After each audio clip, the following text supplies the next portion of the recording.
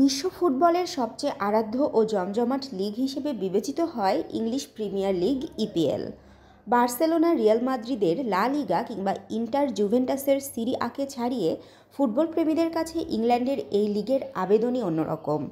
সেই প্রতিদ্বন্দ্বিতাপূর্ণ প্রিমিয়ার লিগেই এবার জায়গা করে নিল বাংলাদেশ, আর সেই সঙ্গে উঠে এলো হামজা চৌধুরীর নাম।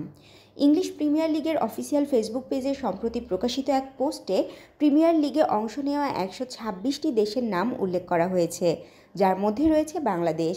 সেই সঙ্গে প্রতিটি দেশের হয়ে সবচেয়ে বেশি ম্যাচ খেলা খেলোয়াড়ের নামও দেওয়া হয়েছে। বাংলাদেশের প্রতিনিধিত্ব করছেন লেস্টার সিটির সাবেক মিডফিল্ডার হামজা চৌধুরী, যিনি ইপিএলে খেলেছেন মোট 57 ম্যাচ। দক্ষিণ এশিয়ার অন্য কোনো খেলোয়াড় এখনও এত ম্যাচ খেলতে পারেননি। পাকিস্তানের জেশ রহমান খেলেছেন 21 ম্যাচ। তাশরিফা তৃষা, তরঙ্গ টিভি, ঢাকা।